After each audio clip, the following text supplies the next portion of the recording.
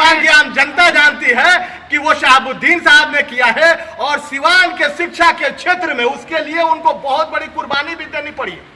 बहुत कुछ उनके साथ हुआ, लेकिन उन्होंने सिवान के शिक्षा के स्तर को बढ़ाने का पूरी तन्मयता के साथ प्रयास तरीके से 29 छात्रों का एडमिशन लिया गया। सारे कानून नियम को धत्ता भ्रष्टाचार का केंद्र है, प्राचार्य भ्रष्टाचारी हैं, और एम्बुलेंस से, कॉलेज की एम्बुलेंस से शराब हो जाती है। धरती पे आके जांच करके पैर रख के आयुर्वेदिक मेडिकल कॉलेज के प्रांगण से कहा है कि हाँ, यहाँ भ्रष्टाचार पाया गया है। सारे विधायक और सारे सांसद जो हैं, उनको सिवान की प्रतिष्ठा की चिंता नहीं है। जब पूर्व प्रचार श्रीमान बीपीएन पाठक जी कोई आरोप लगा रहे हैं, जब पूर्व मंत्री विक्रम कुंवर जी कोई आरोप लगा रहे हैं, तो वो बिना तथ्य और बगैर सच्चाई की तो आरोप लगेगा नहीं, पहली बात। दूसरी बात कि जिनको आयुर्वेदिक मेडिकल कॉलेज अस्पताल सिवान की प्रतिष्ठा की बात जो कर रहे हैं, उनकी अंतरात्मा इतनी विलंब से क्यों जागी, जबकि पिछले साल जवाहरलाल जी जो कि महामहिम गवर्नर साहब के आदेशानुसार इस कॉलेज अस्पताल की जांच करने आए थे। ये दूसरी बात। तो और बीपीएन पाठक जी का जो हमेशा सवाल होता है, वो सवाल इस कॉलेज के प्राचार्य से होता है, न कि इस स्कूल में, इस कॉलेज में पढ़ाने वाले शिक्षकों से। तीसरी बात, तो मैं ये कहूंगा कि अकंठ भ्रष्टाचार में डूबे हुए आयुर्वेदिक दयानंद आयुर्वेदिक मेडिकल कॉलेज अस्पताल के जो भी सम्मानित शिक्षक हैं, वो इस भ्रष्टाचार में संलिप्त जो उनके ऊपर के लोग हैं, उनका मोहरा न बनके इनकी अंतरात्मा तब जागी होती कि जब अवैध तरीके से 29 छात्रों का एडमिशन लिया गया, सारे कानून नियम को धत्ता बताते हुए, तब अगर ये बाहर आए होते उस प्रचार के खिलाफ अपनी बात को रखने के लिए, इस कॉलेज की प्रशासनिक शासनिक व्यवस्था और शासकीय निकाय के प्रकोप से बचाने के लिए, तब ये माना जाता कि इस कॉलेज में जो व्याप्त भ्रष्टाचार है उसको उजागर करने के लिए जो पत्रकार अपना काम कर रहे हैं, सिवान जिला के मान सम्मान और प्रतिष्ठा को बचाने के लिए जो काम कर रहे हैं, दोषी हैं तब।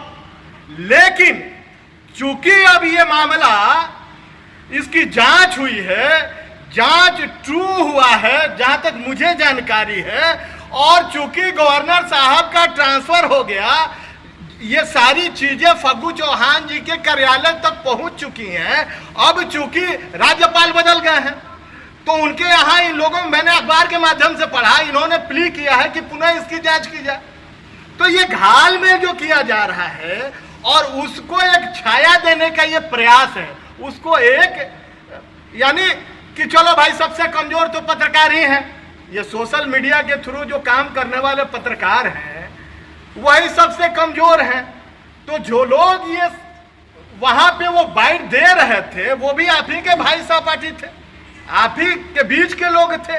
उनको ये सवाल अवश्य वहां पूछना चाहिए था कि फिर जवाहरलाल जी इस कॉलेज में क्यों आए थे, उन्होंने अपने मुखर आवाज में क्यों कहा कि भ्रष्टाचार पाया गया है। तो ये तो स्पष्ट है कि जो इस कॉलेज के प्राचार्य हैं वो मीडिया के सामने नहीं आके सेकेंड लाइन की जो सेना है उसको कुछ छात्रों के सहयोग से उतार के इस अकंठ भ्रष्टाचार को छुपाने का प्रयास कर रहे हैं और छुपने का भी प्रयास कर रहे हैं। अगर मानहानि करनी है तो जवाहरलाल जी पे करे ना, जिन्होंने सिवान की धरती पे आके जांच करके पैर रख के आयुर्वेदिक मेडिकल कॉलेज के प्रांगण से कहा है कि हाँ, यहाँ भ्रष्टाचार पाया गया है। जो भी पत्रकार है वो देश के चौथा स्तंभ है संवैधानिक तौर पे। आप अपना काम कीजिए, बाकी लोगों का जो काम करना है वो अपना काम करे।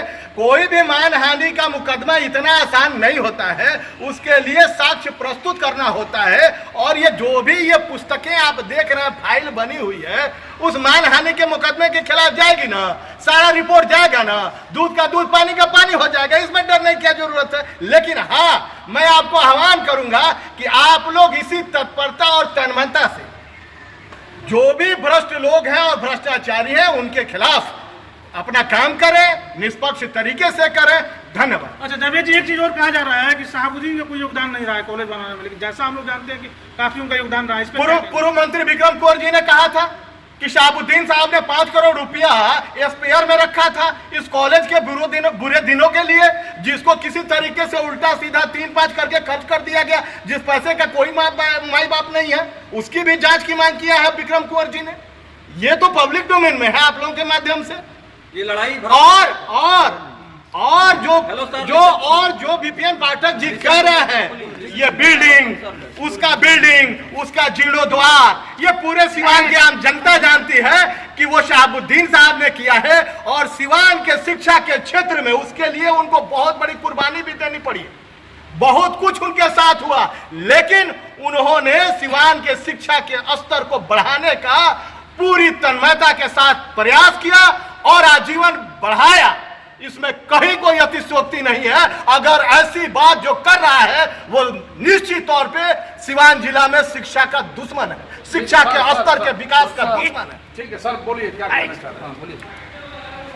मैं एक बात का जवाब नहीं दे सका। हमारे मीडिया बंधुओं को जो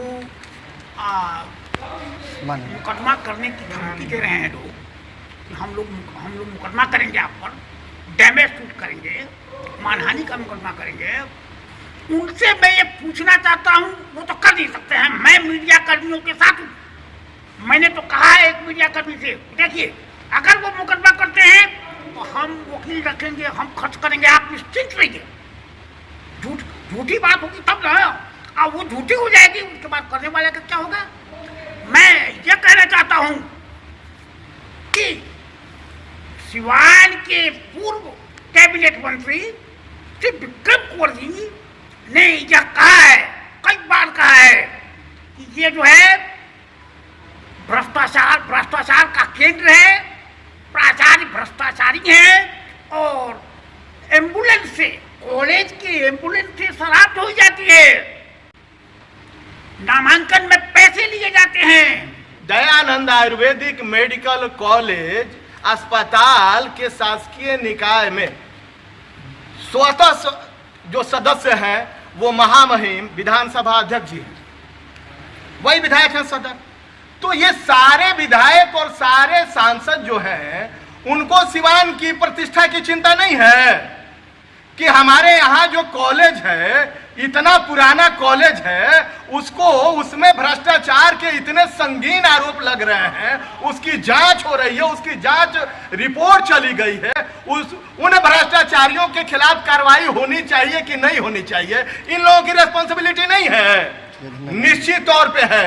सिवान की आम जनता को इन लोगों से भी पूछना चाहिए कि जितने मुजरिम वो हैं उतने ही दोषी ये हैं कि ये शासकीय निकाय में रहते हुए इस मामले को, अब तक ये मामला लंबित है, इसमें कुछ हो नहीं रहा है, तो इसके लिए वो लोग भी दोषी हैं।